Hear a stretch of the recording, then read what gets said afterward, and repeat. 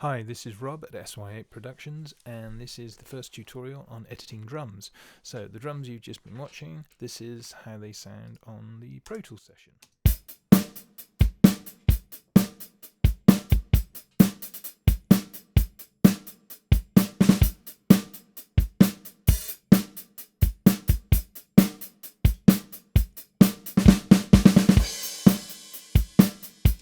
Okay, pretty snappy, pretty tight, and if I play it with the click,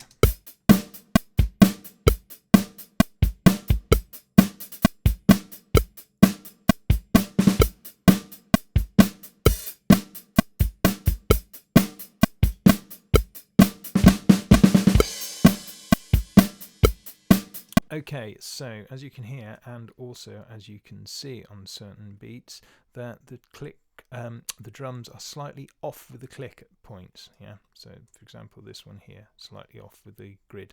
Now that's not a huge problem if you're playing drums with a band, and you know it's pretty tight. However, if you are trying to lay parts down afterwards, and particularly MIDI sections, they really do need to be as tight as they possibly can to the grid. Makes life a lot easier, and to do that, what we do is select the kick and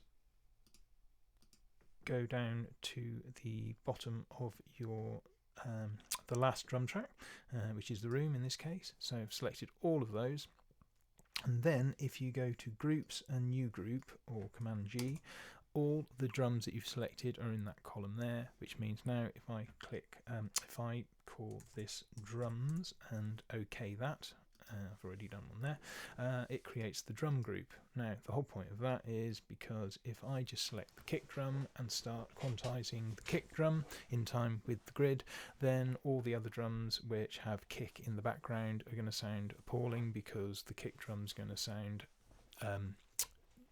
it'd be in a different time to what we've just quantized, and the same with the snare and whatever. We need to do it all together, so whatever moves here, it will move these in relationship to the kick or the snare. So the first thing I'm going to do now is I'm going to create another group, and this one I'm just going to select the kick and the snare, and I'm going to call that kick and snare, and that's kick and snare. There we go. And then I'm going to select a position where I want to quantize. Now, rather than using quantize, which would be to create elastic audio, select polyphonic because of cymbals, things like that, so rather than just beats, a lot more harmonic content, I just find polyphonic a more accurate way of doing it. However, you're going to end up chopping these transients, and not just chopping, but you'll end up stretching, compressing the transients to suit in quantized mode, which is what Pro Tools and a lot of DAWs do. However, with Beat Detective, which is a better way of doing it, I find that it's more it just gives a more accurate approach, because it actually cuts the transients you select and it moves the transients around. It doesn't squash and stretch them. It doesn't manipulate the sound. It just moves the transients to the grid and then fills in the gaps, so it sounds a lot more natural and smooth. So the first thing we do here now is let's just select a bit that we want to quantize.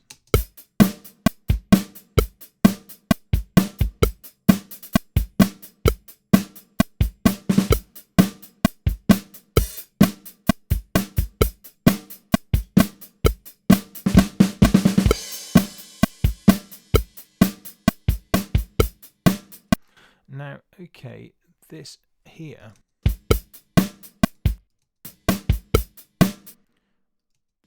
I'm happy to sort of make a break here, because this is so close to the line. Now, if I use the tab to transient marker, I can then tab to transient to that beat there.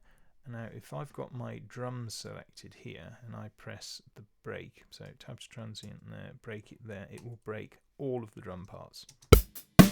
And that's spot on. Now, I wouldn't do this any more than sort of 16 bars tops, but usually 4 to 8 bar sections. And the reason why I'm going to the end of bar 10 in this case is because this particular drum track has got a nice clean beat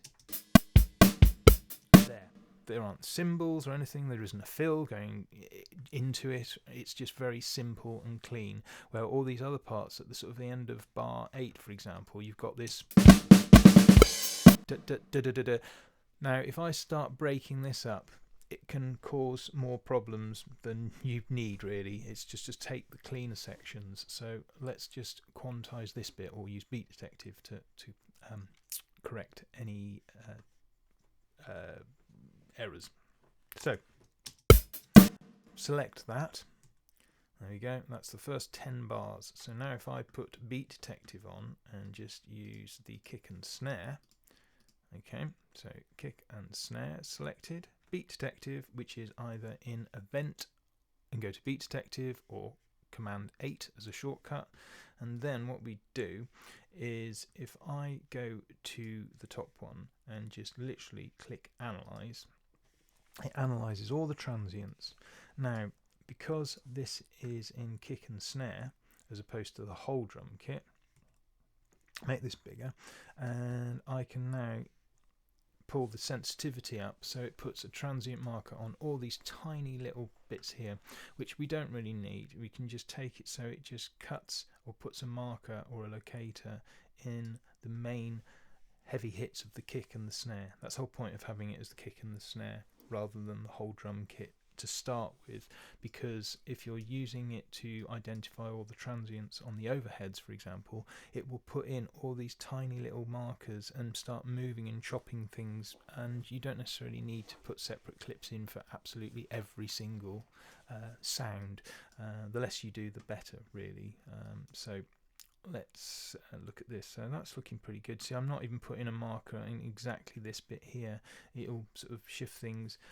It'll just pull it generally, because the whole thing of, people saying about, oh, quantizing, it loses the feel of the drums. Well, not if you don't over quantize or quantize every single beat, because then you're giving the drummer its natural sort of timing errors of human error, and keeping that, and you're just shifting these main grooves, the main beats on the grid. Okay, the rest of it, it's still there. The slight sort of human timing will still be there.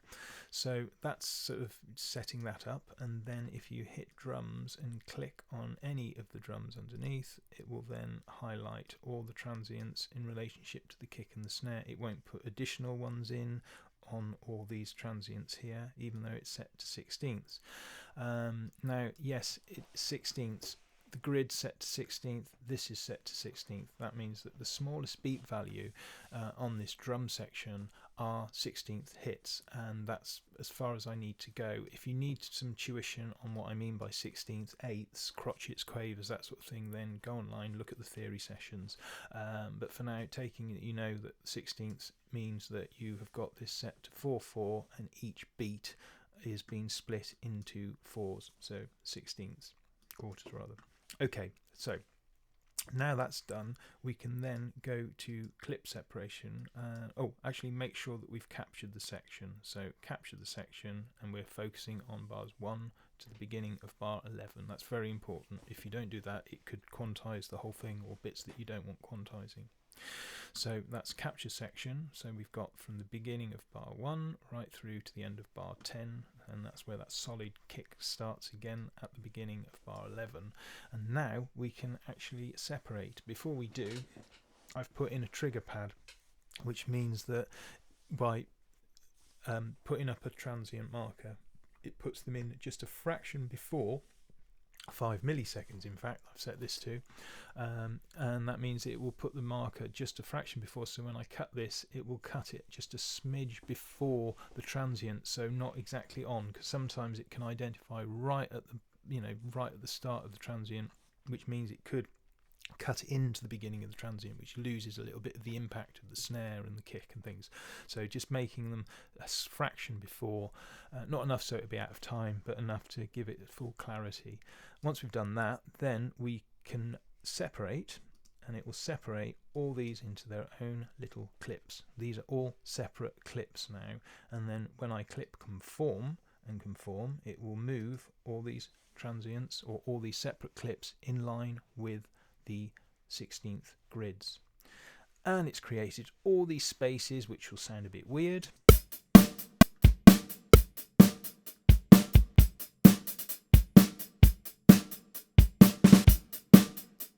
Getting a few dips and glitches, but that's fine, it's in time. But now if I go to edit smoothing, fill and crossfade, 5 milliseconds, it will now fill in the gaps and put a crossfade in all the parts between. So now we hopefully have a nice clean sounding drum kit in time, or in perfect time.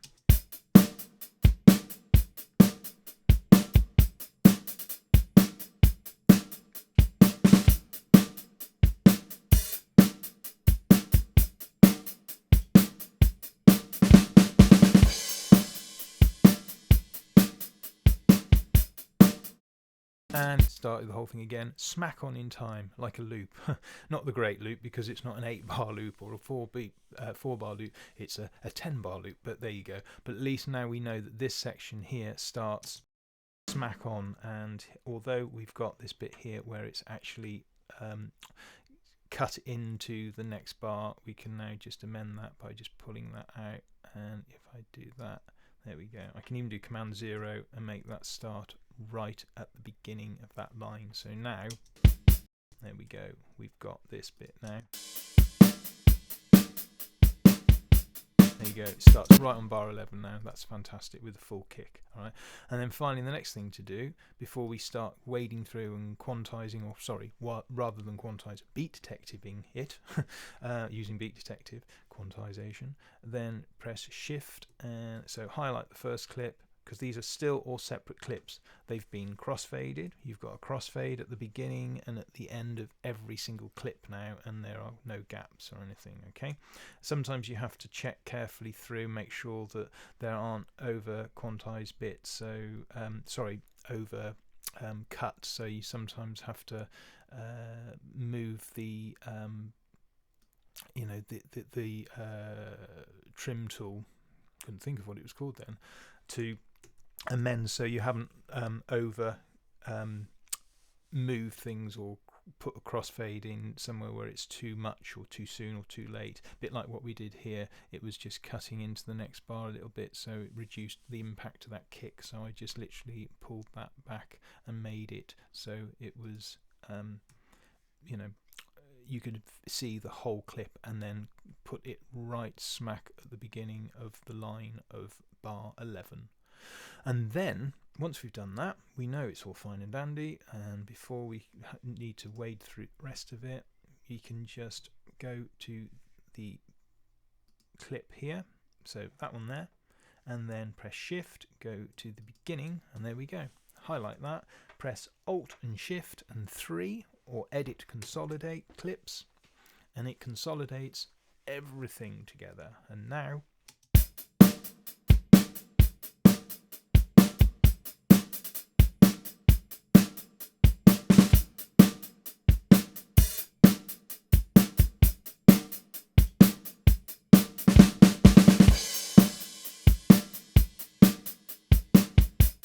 we go, and that's it. And then just keep doing that for the whole of the track. And although it may be a little bit of a fiddle and time consuming, it's worth it, because then what you get is a perfect drum track in time, and it will save you hours of frustration when you come to record your next parts. So there you go, hope that's been useful. And part 2, where I start showing you how to get the mix of the drums to sound crisp and punchy and as full as it can be for a drum kit that's actually been recorded in a very, very small space. So you'll see that on the next video coming up shortly.